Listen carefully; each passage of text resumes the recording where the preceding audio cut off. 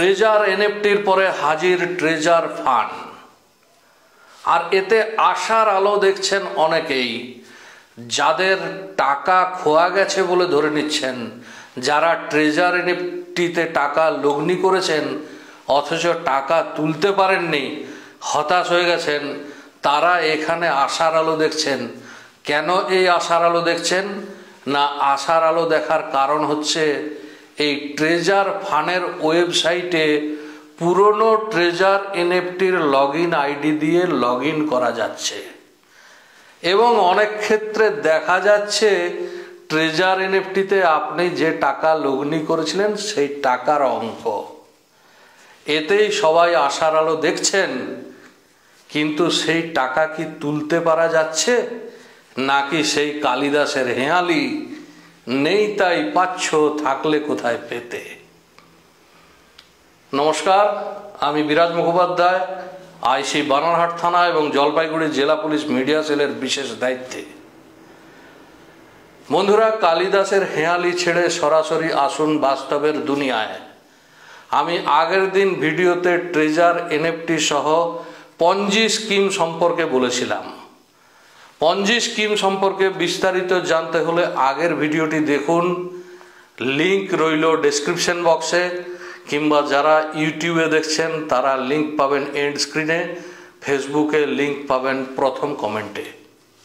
আর আপনারা এই ভিডিও দেখছেন পশ্চিমবঙ্গ পুলিশের সরকারি সোশ্যাল মিডিয়া প্ল্যাটফর্মে, অর্থাৎ সরকারি ফেসবুক পেজ এবং ইউটিউব চ্যানেলে। তো পঞ্জি স্কিম সম্পর্কে যে কথা বলেছিলাম, কাকে বলে পঞ্জি স্কিম? সংক্ষেপে এই যে পঞ্জি স্কিম হচ্ছে একদল লোকের কাছে পয়সা নিয়ে অন্য পাওনাদারের পয়সা মেটানো। এখানে কোনো উৎপাদন নেই, এখানে কোনো বৃদ্ধি নেই, তাই এই পঞ্জি স্কিম বা এই স্কিম ফেল করতে বাধ্য এবং অতি অল্প দিনেই এই পঞ্জি স্কিম ফেল করে।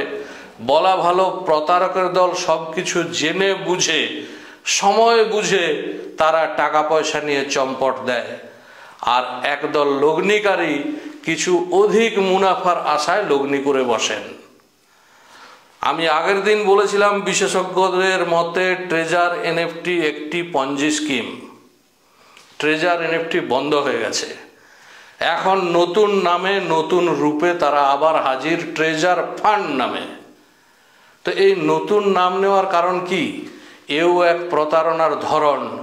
নতুন নামে আসবে নতুন খদ্দের, আবার আসবে পুরনো খদ্দেররা টাকা তোলার আশায়, এবং এখানে লোভ দেখানো হচ্ছে পুরনো খদ্দেররা $50 ইনভেস্ট করুন।